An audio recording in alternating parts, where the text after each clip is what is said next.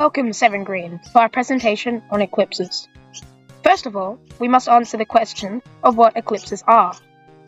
An eclipse is the obscuring of light. When a celestial body passes in front of Earth, there are two types. These are known as solar eclipses and lunar eclipses.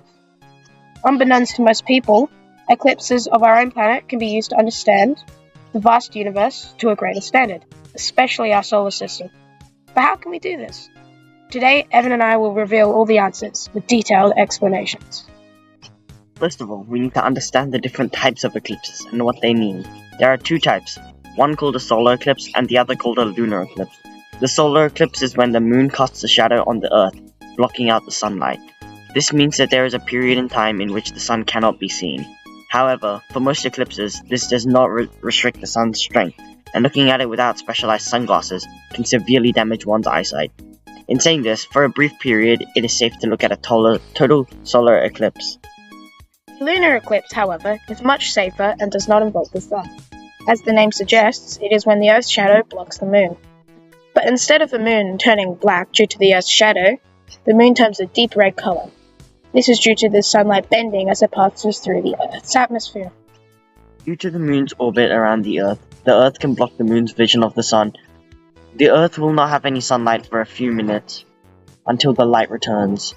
The Earth will still have the radiation and will not go cold. The moon completes its orbit around the Earth quite quickly, therefore the eclipse will not last long. This is a great natural phenomenon and the perfect sight to view. We can use our understanding of our own eclipses as well as other planets to improve our understanding of our place in the universe. Scientists have discovered an array of planets in our solar system due to another type of eclipse known as the transit. The transit is where another planet crosses between the sun and a celestial body, in turn casting a shadow onto it.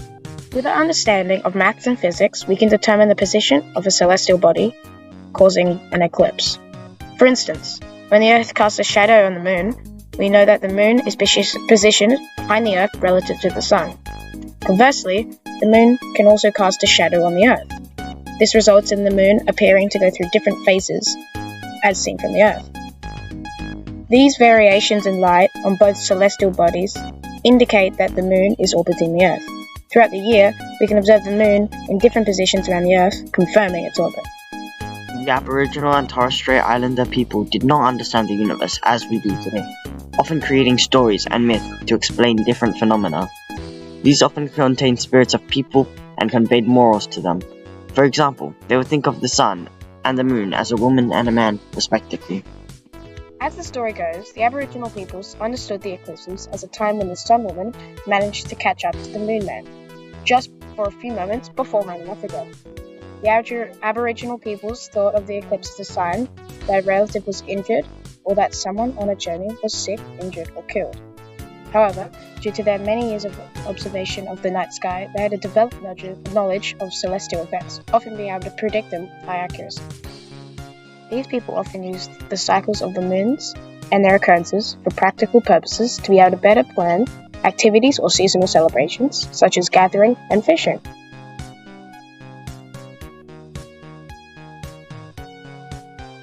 Thank you for listening.